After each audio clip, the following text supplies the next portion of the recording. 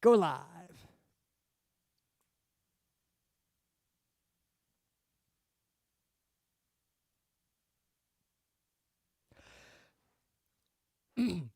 It's Tuesday, January 9th, 2024. I'm Rim.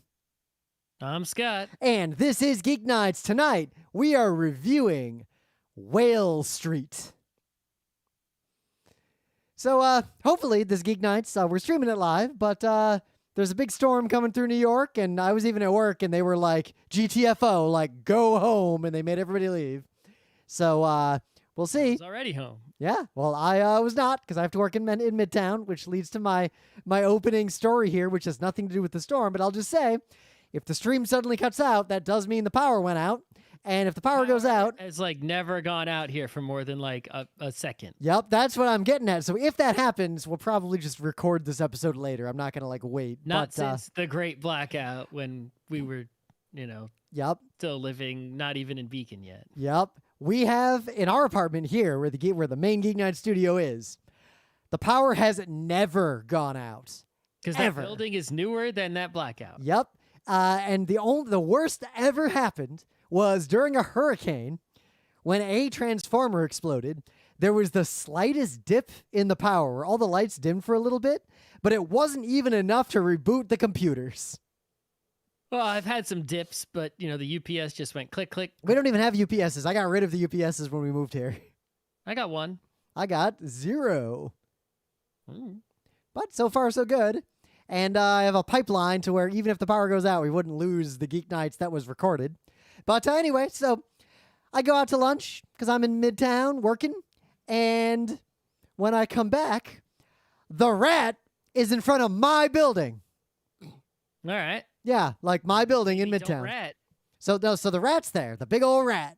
So yeah. I walk over, of course, because I'm down with the rat. When the rat's there, like, I want to talk to the people. I want to know their grievances. Nobody puts the rat out for a bad reason in New York City.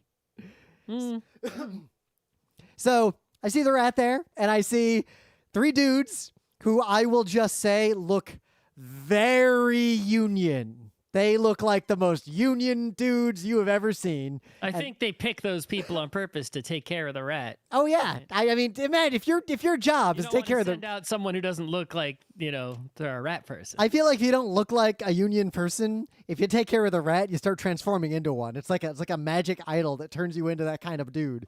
But so I take the flyer, but when I walk up to them, they kind of look at me weird when I take the flyer because they can see I have a badge for the building, meaning I work in the building they're protesting, and I'm wearing a suit.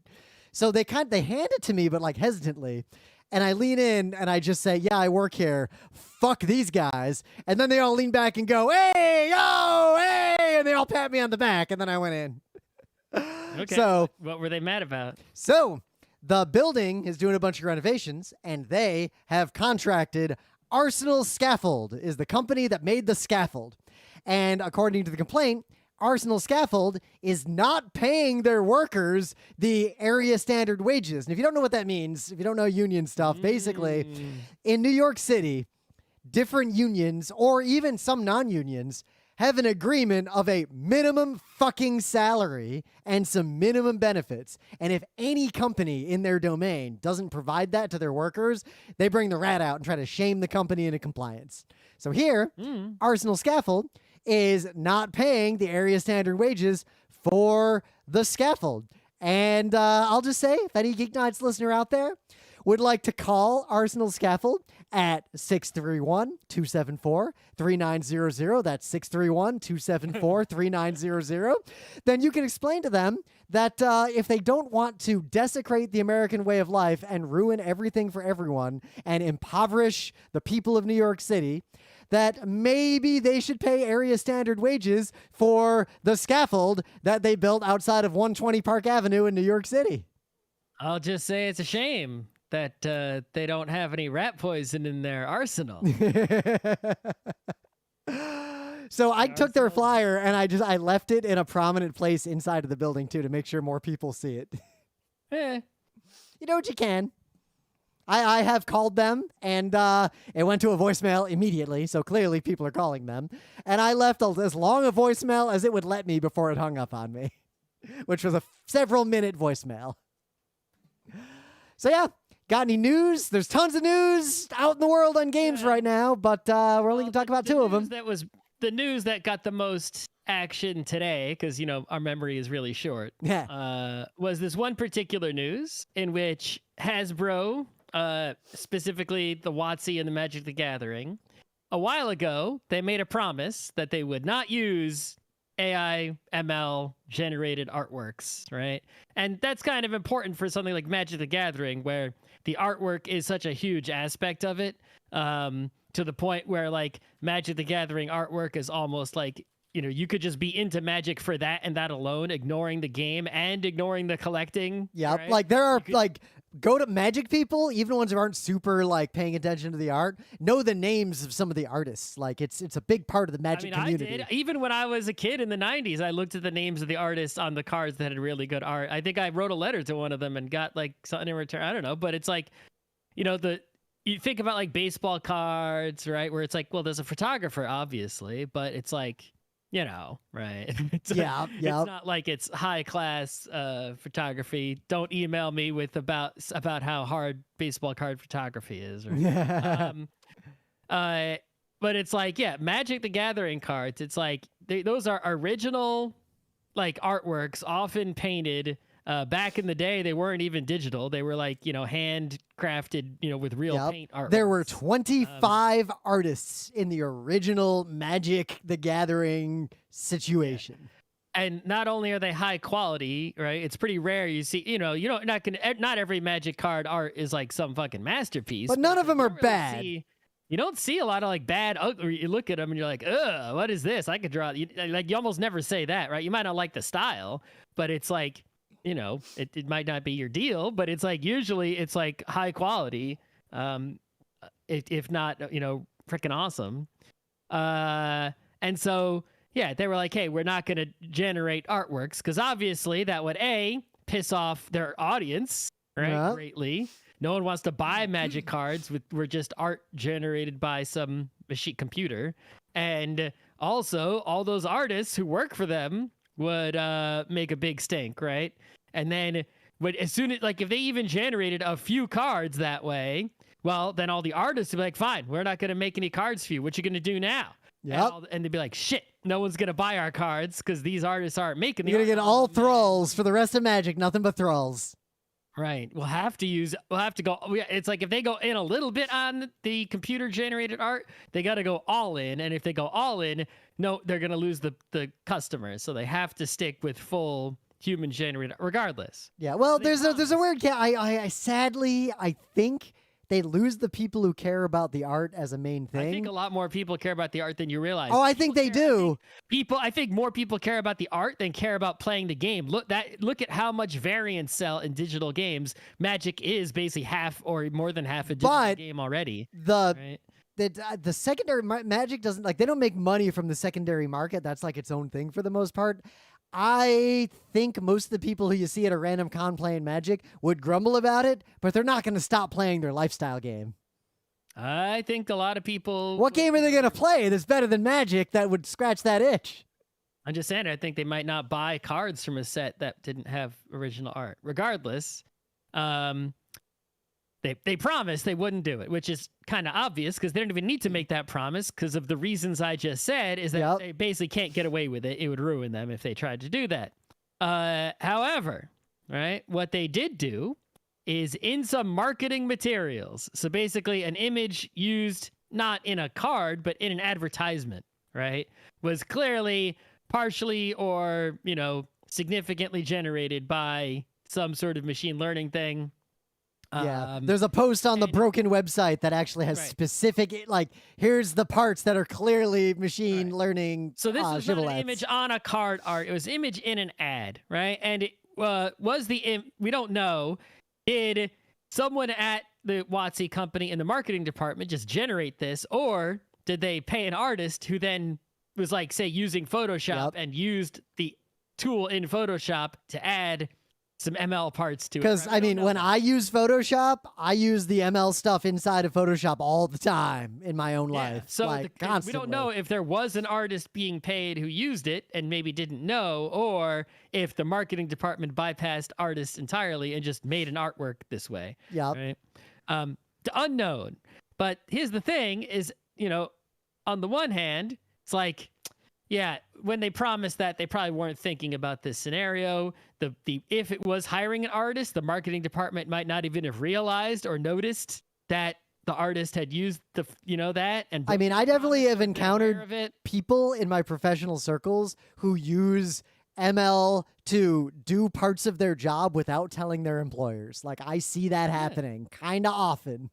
I mean, of course. And so you have that part of it, right? But there's also the part with like, actually, come on, from my perspective, right? Some artists might get mad at me, but this is the kind of art that we probably should just be generating. This is the argument I've been having out in the real world around in text generation listicles. The listicle should never have existed in the first place. If your job is making listicles, you already are a scab who replaced someone who used to write more thorough articles. And AI replacing you is just fair.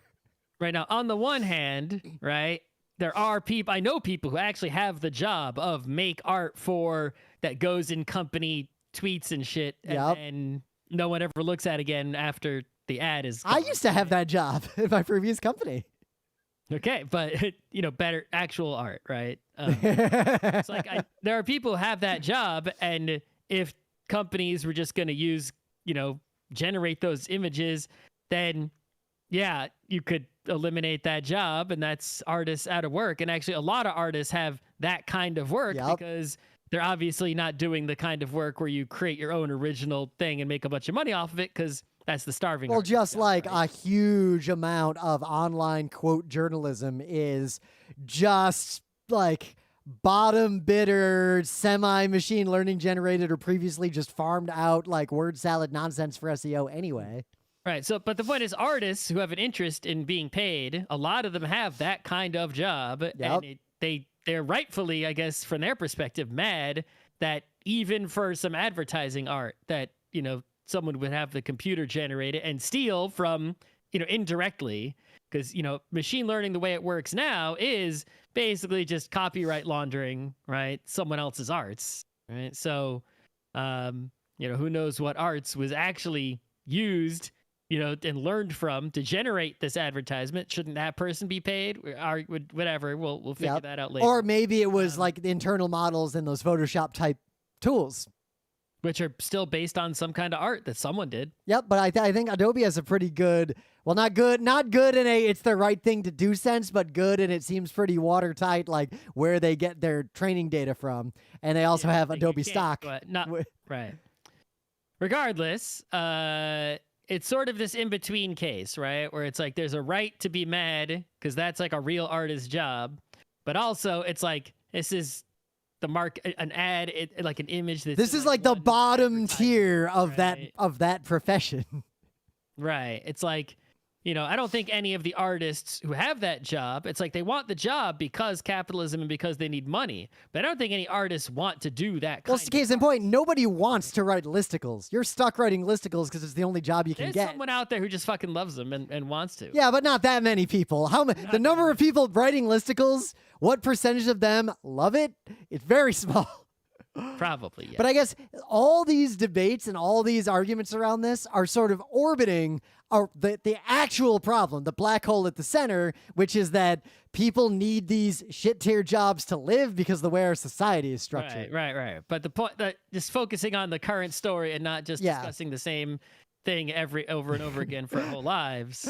Machine learning geek nights will just be us complaining about capitalism forever and then talking about biking. This one goes both ways, right? It's it's not just a complete, you look at it on the surface and you might just immediately go all in on boo, but actually I'm kind of like, yes and no. If they had used it to make a magic card, I would have been all boo, 100% boo.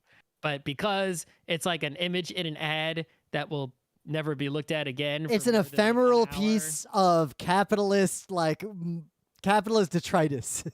Yeah, it's like, okay, no one, I really don't care too much about that. That's Yep. Well, also because it's the kind of image where it doesn't matter what the quality is. Any vaguely steampunky thing with 5 magic cards is good enough for the purpose of putting it in like one tweet and maybe one magazine ad. Now the question is, right, is like, this was uncovered. Someone did see that, right? So who is looking at all the ads in their feed and such that closely? My advice to you is get ad block. Holy shit. Yeah, right? I mean, it's some random Twitter account looks like the one that like pointed it out originally. It's no surprise that a person who doesn't block ads and looks closely at ads is buying lots of magic. So this isn't a news. This is just a topic that's come up a little bit, both in Marvel Snap and Overwatch. So I want to bring up the Overwatch. Coming up in card games and living games of all kinds for any decades, game but where there are either characters or cards or things you can get in the game that are like part of the game, like a character you play or a card you play, like a primary mechanic part of a game, where new ones come out periodically and players can spend currency to get access to them earlier. It's more broad than that. It's any living game, right? Any game where the rules Early Magic didn't do this. Early Magic sets would come out that were just weaker. Fallen Empires was just weaker than the previous ones. Well, there was a little different in that scenario, right? They had not realized how they were still figuring it out, right? So, but also, they'll phase out old sets and bring new sets in. They have the rotation of what's in the meta right now. Right. Basically, there was a lesson that was learned in that time that Rim was discussing, that when you have a living game where you're, say, adding weapons to an FPS, or you're adding characters to a fighting game, or you're adding cards to a card game, even if you're not collectible and everyone gets everything, right? You have to put anything new that you add to the game. There is this, even if it's not conscious, right? There is this unconscious, like, design incentive for the people designing the new parts of that game that are being added have to be like meaningfully different and probably better than everything that's already included in the game. Now, I don't think better is true if all players have access to everything. I don't think that happens often. It absolutely is. I have not seen, so the Overwatch example I'm going to use, all the characters they've added up until now were underpowered at launch and were nerfed over time, or were basically buffed over time. Now, this is the first time the new character was too powerful. And there's a specific change in the monetization model that seems to be tied to this. Okay, well, it's happened in many games, even in games where people have everything, because most new Counter-Strike guns weren't better. They just filled a niche. The only exception was the P90, and that was a mistake that they admitted to. I'm sure that you can think of examples, right, where someone really tried hard not to do this, but there is a very large pattern of games that add things over time, right, where the game designer you have this in your mind, you want people to use the new thing. It would suck a lot if you added a new character to the game and everyone was like, fuck that character, they suck, and they didn't even use it ever, right? Or you added a new weapon to the game and people just kept using the old. So would you believe that happened in Overwatch? Like almost every time they added a new character for a long time. Or you added new cards to Magic and no one bought them because the old cards were stronger. I mean, Fallen Empires ain't the best example there because that was, 1994? Right. Anyway. It's happened, but it is a problem in games, I guess, where people, right? It's not like some universal thing, like it's going to happen no matter what, but it's this thing you have to sort of consciously avoid doing on purpose. I will agree with that, but I think there's a specific inducement that makes this way worse and more sinister. It's when people can buy those characters or those items, or when there is currency spent. Gives you an extra incentive beyond the default of I want people to use the new thing I worked hard on. It's I need to make money. If I allow all Magic cards to be legal and every new set is just worse and not as powerful, and the strongest deck is still from the oldest set, I'll never sell another Magic card. Right? So when the capitalist incentive obviously enhances this phenomenon. Yep. So Marvel Snap is a good example. Like if they add dupe to Marvel Snap and it just is a terrible card, like it's worthless, nobody will use it, but more importantly, nobody is going to spend in-game currency that translates eventually back out to money to get that card because there's no deck they would put it in. So they don't make any money for having even introduced that card. Right, Even if the people card's have okay, if no People one's have going a to... discussion, right? When you buy the season pass in Marvel Snap, you get a card, right? That otherwise, if you don't buy it then for real money, you have to wait quite a while or use some other currency to be able to get that card, right? So there's often a discussion of like, is that card good? Is it strong enough? Is it better than cards I have? Am I going to use it in a deck? Yeah. So therefore, that the strength of that card decides whether people will buy it. There are people who decide whether or not to buy the season pass based on the strength of that card. And therefore, whether it's intentional or not, there is a strong incentive for them to make the season pass card a card that is at least slightly OP. So and I think we have buy it. broadly seen this trend in Marvel Snap where new cards come out, people who prioritize getting those cards earlier, those cards tend to be in the meta of the decks that are winning and eventually get nerfed or modified or counterbalanced in some way further on down the line. Like so that then the new card will be the strongest card. So for the first time, this happened in Overwatch with Mauga, a new character, new tank they added. So basically, the way Overwatch worked before free to play was everyone had every character all the time. It's just you have the whole game. You paid money, you got the whole game. That's it. And they made their money selling loot boxes with like skins and stuff, but no game affecting things. In the free to play model, when they do introduce a new character, which is rare, they do not introduce them often. They add very few characters to this game, but when they do, anyone who bought a battle pass basically gets the character right away, and everyone else has to wait a few months, and then they get the character. So same as Marvel Snap. So pretty much. Similar. Pretty much.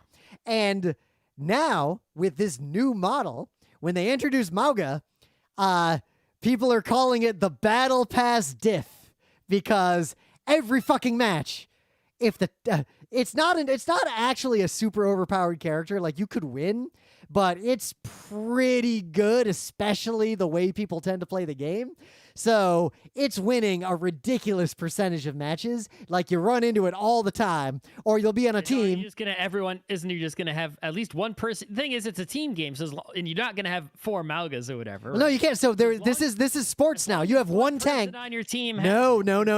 You have one tank, 2 DPS, 2 supports. It's like a hockey team. Like you have positions. Okay. So you only have one tank, and you queue for the role. I'm playing tank in this game. If you join a team, you are the tank. If the player who is the tank did not pay for the battle pass, they don't have Mauga yet. Your team can't have a Mauga. Be the battle pass and be the Mauga, or if you're some other position and you have chosen, and you get teamed with a one of those. Yep. Well, it's like, okay. Yep. So I've been in matches where some people on the team are just constantly yelling at the tank, like, why don't you have the battle pass? You got to play Mauga or we're going to lose. And they're like really weird about it. And Mauga's not even that OP, but he is OP. And they seem to have made it. Even if they're a tiny bit OP, it doesn't have to be a lot OP. Any amount of OP. Even worse, they kind of buffed him right before the holidays and made him even worse. Like, even if everyone on the team are pros, it's like, well, that tiny bit of OP-ness actually would matter even more. Yep. And it's bothering me that this is so pervasive in free-to-play games where, to your point, it's easy to do this by accident in a normal situation, but in the situation where you're extracting currency from kids with things like battle passes or like the 4 or 5 different currencies in Marvel Snap, then yeah, like this is just a direct capitalist fucked up incentive. This is a great example because people often argue with me, when things like League of Legends, and I'm like, if you don't have every character, then it's still an aspect of pay to win. And they're like, no, they think that pay to win is only if you had to pay for like leveling up or boosting or whatever. They're like, I have the character that I'm going to use, right? It's not pay to win. I'm not like, I have that character at full power, right? And it's like, if it's an asymmetric game and someone has options that you don't have, even if all those options are strictly on a Pareto frontier, it's still unfair because depending on the composition of your team or whatever you're doing, what if the way the other team's playing, Mauga happens to be the best tank to counter that? Now you're fucked. The game starts before character selection. That's the thing people don't understand. Before character selection, the game has already begun. Choosing the character is a rock, paper, scissors that is part of the game. If I have rock and paper, it's like, yeah, they're all equally strong with scissors. But if I'm not allowed to pick scissors because I didn't buy it, then I'm sort of at a disadvantage, wouldn't you say, right? Sure, I could keep picking rock to beat the people who paid for scissors. That can happen, but it's still unfair because what am I supposed to do about paper people? At best, I can tie them. Yep. Right? And it's really telling. Paper, so it's really telling. If I pick paper to beat paper people, right? I'm going to lose to all the people who paid money for scissors. So Overwatch is nerfing him now, like soon, right about when all the people who didn't have a battle pass are gonna get him. So this, free to play is fucking up competitive games in like profound ways. This is like just one tiny but very specific example. No, I'm just gonna say you never could, but you couldn't. Basically, you never could, but you really can't take any game competitively seriously unless every player has the exact same access to everything, basically. But look, before Overwatch was free to play, they sold skin loot boxes and you paid for the game and it was fine. They kind of ruined it by going free to play. Free to play ruins games just across the board. It's a bad business. Well, it's a bad model for a good game, but it's a great business model. Marvel Snap is making fucking boatloads of money. Yeah, they just got a big investment too. Yeah, a huge investment. But anyway, things of the day. It's a little skit. So if you're a fan of Star Wars, then you know that the best character in Star Wars is actually a character who's not in the movies, Vice Admiral Thrawn. So similarly, if you play D&D, there's a campaign setting called Ravenloft, if you're not like up on the D&D world, and it's basically vampire world, and it's ruled by Dracula, except he's called Strahd, and he's kind of bluish, he kind of looks like Thrawn, and there's a mystique about him, at least in the old days. Like he's just Dracula. Yeah, but he's Dracula with blue skin who looks like Thrawn, and he's like more, he's like a not like the original Dracula. He's more like Castlevania Dracula. Yeah, he's very much like, I am basically a god, and what the fuck are you gonna do about it? And every D&D, so he is canonically in the universe of D&D, like Forgotten Realms adjacent, because canonically Ravenloft is connected to all those other campaign worlds for reasons. Like most people like to run a campaign where you're playing D&D for a while, and then, oh shit, we're all trapped in Ravenloft. We got to deal with Strahd. But every campaign any kid actually runs usually involves you killing Strahd, like fucking him up, even though he's like canonically this ultra powerful thing. And this is a very short animation of a little D&D character killing Strahd, and it's pretty funny. So what do you got? So there is a while ago, long time ago, I guess I managed to regain access to it. I made a Tumblr of meats from video games. Oh yeah, PixelMeat. PixelMeats, right? If you know of any PixelMeats that are not on my PixelMeat Tumblr. Oh, you're doing it again? Ooh. I mean, it's been around for, I got access to it a while ago. I think there's some new meats I can bring your way. I added a handful of meats to it, and then I forgot about it until today. I'm gonna link to it from the episode. PixelMeat is back. It's gonna be a news. Somebody made my thing of the day, and their thing of the day is not a Tumblr. It's a standalone website, moai.games. And what they have done is, it's sort of obvious when you think about it, because like back in the day, there were just so many video games which, for absolutely no reason whatsoever, included images of moai statues from Rapa Nui / Easter Island. Yep, right? They were just there. Yeah, and like they're just like you play Gradius, and it's like suddenly you're shooting moai heads. Yeah. You play Magic Sword by Capcom, moai heads, right? They're just in a lot of video games, a lot of them. They're just there as an image. They're a public domain image. You can just use them. I don't know, how anyone would feel about that in terms of, cultural appropriation or anything. I don't know.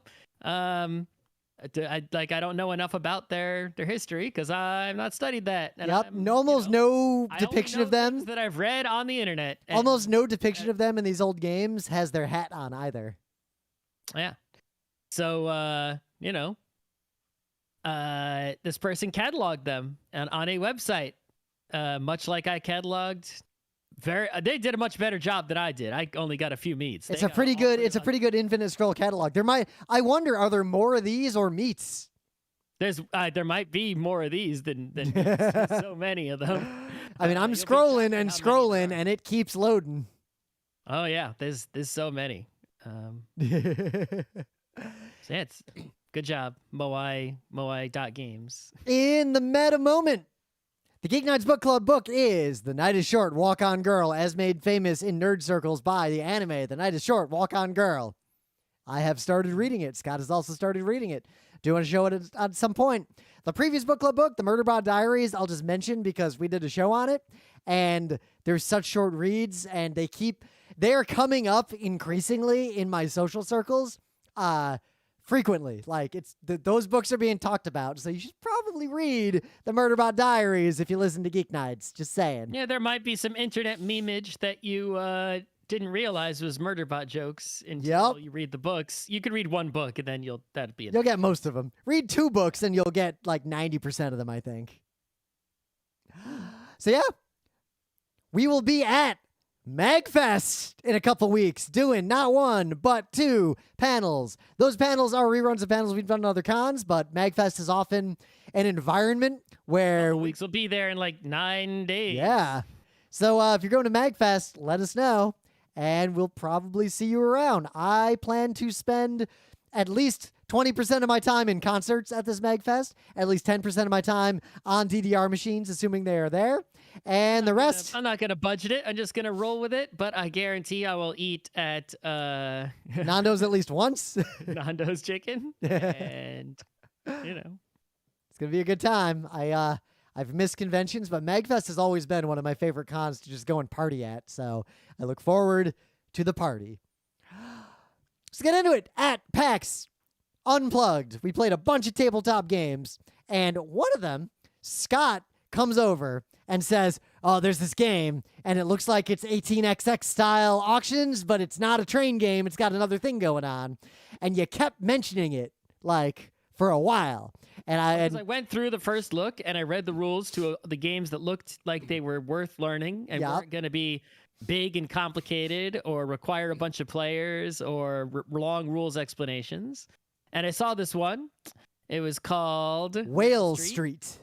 And the art was kind of good. The production was good. And basically, wouldn't take us long to learn because it was mostly the same as 18xx train games. And it did something that I had long thought of doing, but few that had attempted, which is to make an 18xx game, but to have a simpler, more streamlined operating round, right? But with that same inside-outside structure, so that you get the same sort of metagame thing, the core. That's the real meat of 18xx in my eyes, right? A lot of people, I think the core of 18xx for them is the train part, whereas for me, it's the separation of the stock round from the operating round is the core part. Yeah. So this game replaced the train part entirely with a much simpler game of Texas Hold'em-ish poker. Basically, you got companies that will generate poker hands where some players might know a little more about what that company's up to by having seen a card or two. And you're otherwise playing a pretty straight 18xx stock round around the poker hands these companies are doing. And the stocks move up or down based on the market of buying and selling and also based on the poker hands. Yep. So instead of, companies having this that company is clearly going to be the winner. Look how strong it is with the capitalism snowball, right? It's, which company has the best poker hand? Well, A, we don't have full information because it's poker and it's not trains where we can see everything. And someone runs the company and might make decisions just like in an 18xx game. someone who's operating a company can choose, just like 18xx, how that company spends its money. And now they can choose, well, do I spend this company's money to generate a better poker hand to make its stock price go up? Or do I spend that company's money on revenues to give me a bunch of money? Or do I buy other fucking tank the company and sell it all and dump it on someone else? Right. It's like there's so many things you can, there's choices to be made there. And companies won't snowball so much because your stock price can go back down quite easily. Yep. And they have a good hand. It's like, well, yeah, you had a good hand then, but that doesn't guarantee having a good hand next time. Whereas once a company gets its trains going, it's probably going to keep its trains. The companies in 18xx games, they get off good, they stay good, right? Yep. They get the good tokens, the good tracks. They're gonna, which ones are going to be good. Here, companies can have a bit more up and down. It's not a locked in kind of deal, and that makes it a bit more interesting. Yep. And so based on that concept, I was like, we got to play this game. Look, they lock that concept down. 18xx, but simpler with poker. It's a genius thought. Whoever thought of it, let's play this. Yep. And unfortunately, and really no disrespect to the designers, it's well designed. It's got a lot of positive aspects, but I'd say over the course of the 30-ish minutes we spent with a group of people who were invested in the concept, learning to play, having a lot of rules clarifications, and then attempting to play, we bounced off of it shockingly hard compared to how enthusiastic we all were coming in. This is the first time in a long time I've bounced off of a game unexpectedly. Well, I think the hardest, the biggest flaw of the game is that it was not trivial to determine, okay, everyone did all their operating. They messed with the cards as much as they could. We know what the cards are out in the market, the shared cards, because it's a Hold'em style poker. We've resolved every rules question. Everything is going fine. And then the question was, okay, which company has the strongest poker hand? And answering that question was shockingly difficult. Now, when we say shockingly difficult, we messed it up. And this is a group of people who I would say are goddamn experts at the concept of poker hands. If you're playing poker, it's like actual normal poker, any variety of it. You can just reveal your cards, and within seconds, everyone at the table recognizes that's the winning hand. And even if everyone but one person somehow messes it up, it's like there's 20 people playing Texas Hold'em, somehow at least one person is going to recognize immediately, hey, we did this wrong. That one wins, and it's fine. Somehow, we messed it up on multiple levels, and nobody noticed because everyone was confused. Yep. And part of this is because the structure of the game is moderately confusing. There's a lot of confusing steps that really didn't need to be there or didn't seem to serve any game purpose. But also, instead of using just either a regular deck of cards or a modified but consistent deck of cards, for reasons that I don't really understand, they made their own deck of colors and numbers and also made up their own ranking of what hand is more powerful. So if you know poker, you do not necessarily know what makes a stronger hand here. Yep. So the strongest hand is four of a kind, four of the same number, right? So that's easy to spot. No one achieved that, right? The second strongest hand is four of the same color. Okay. And then four numbers in order. So a straight, regardless of suit. Then three of a kind, three same number. Yep. Then three same color. Then three numbers in order, right? And so you go around and you're looking, and it's like, aha, I have four numbers in order, but wait, I also have four of the same color. I have three same color. You have multiples hitting at once because of the shared pool, and it's because it was colors and not these numbers and no face cards or anything. It was wait, what actually is my hand? I thought it was three numbers in order, which I do have, but actually I have three numbers same color. That's what I have. Yep. And then what does that company have? And so it's okay, so actually it wasn't the company that we thought that had this. It was this other company because they had the same thing, but with a higher number card in there to break the tie. We just didn't realize it. Couple this with the fact that the rules for when cards flip up, face up so everyone can see them versus remain private versus when they're in the pool versus when they count and can be used were all just fiddly, and you had to keep a lot in your head to figure out the poker hand. All the procedures meant that everyone struggled to understand the odds, and we messed up the poker hands. And that wasn't even the biggest problem. That was just the straw that broke the camel's back. And suddenly, everyone else at the table kind of wilted and all voted to not continue the game. And we actually stopped playing after a little more interrogation of the rules. Mm-hmm. I think it's just, even though the concept was so strong of simplifying the operating round of an 18xx game with something simpler, and poker I don't think was a bad choice. Poker's a great choice. Poker adjacent. There's a lot of ways. That even wasn't even the worst. Like all the problems of the poker hands were weirdly hard to do. That's not insurmountable. The method and means of adding, removing, and revealing cards was not predictable enough for player agency to seem to matter that much. Like the value of the companies felt like it was a lot more random than it needed to be, which made the game. I don't think it's how random it was. That didn't matter. I think what matters is that it was random. Well, it was really random. It was more like betting on slot machines. Random. Any randomness at all would have been too much, right? We forgot when seeing the concept of, simplified 18xx operating, terrific, right? We forget the other core thing of 18xx, which is that there's really no randomness other than who goes first, and maybe you randomize the private. Or in the very least, players in the stock round can make reasonable valuation assessments of the companies. Here, honestly, it was more like playing an 18xx game, and the companies are effectively you're betting on 3 different slot machines. Yep.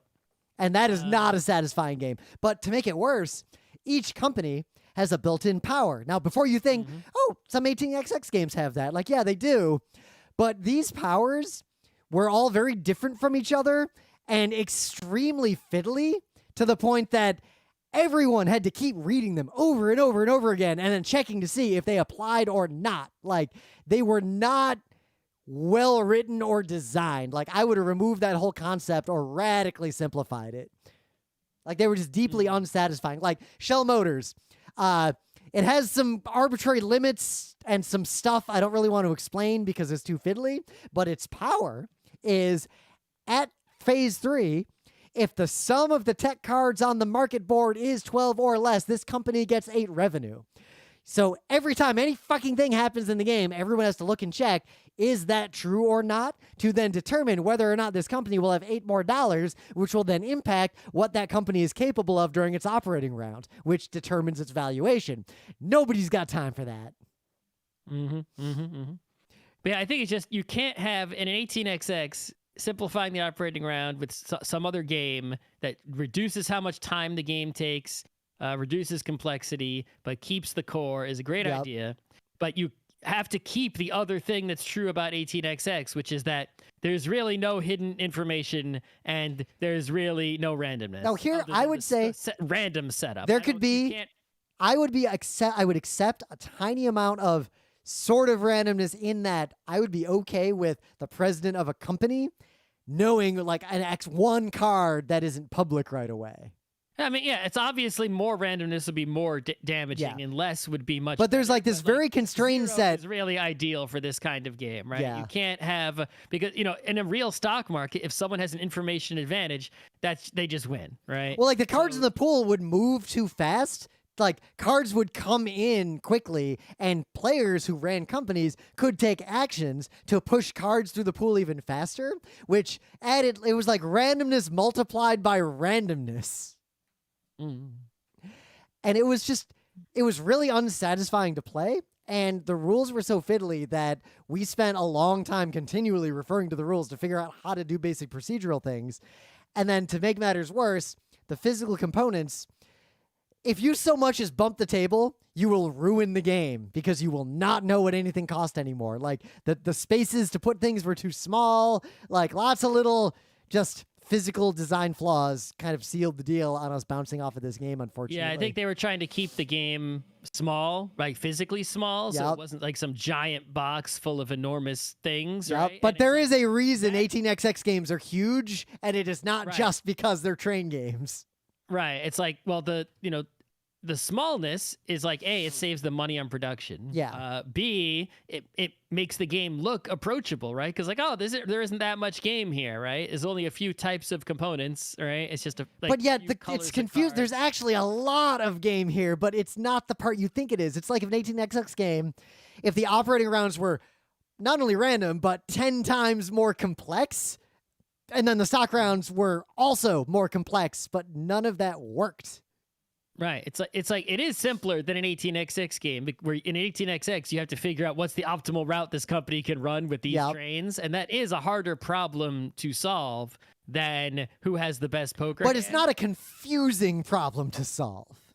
Well, I mean, it could be depending on your brain level. Yeah, but and this game, how used to it you are. The first few times I played, I didn't fucking figure out how to do it. this properly. game would definitely be confusing even if you had played it many times because of the sheer number of random-ish inputs, the iconography instead of just using suits or poker hands, all these They should have factors. just used a literal normal ass deck of cards, Or right? even That's the even a deck of normal cards with poker some extra ranking. suits. Like you could do a poker type game where there's a fifth suit and it works fine.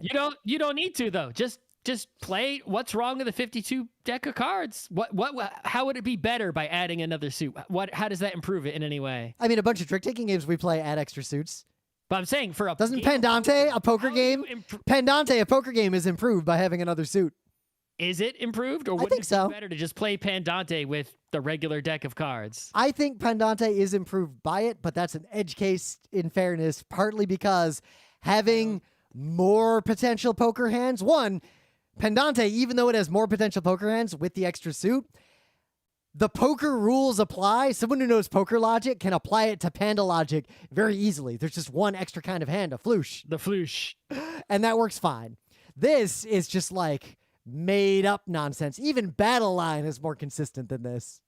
And Battle Line also kind of makes up 3-card poker hands with a weird Another deck. thing is that the way the stock market moves is I like how when you buy a share, price goes up. When you sell a share, price goes down. That part is way better, right? Much simpler to understand. This makes the stock rounds a little more interesting. Yep. You don't have to worry about stuff like if the stock is sold out, it gets an extra boost or any weird shit like that 18xx has.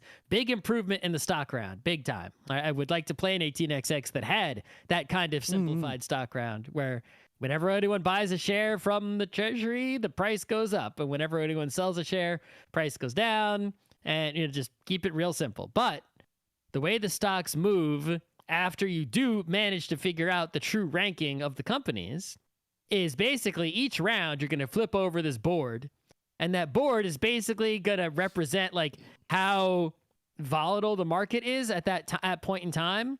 And so some rounds the market might be like not so exciting. We're like, okay, even if you win this hand, you're only going to move up one more space than the other companies, right? But this hand, if you win this hand, you'll be like +5 because it's a really crazy market right now.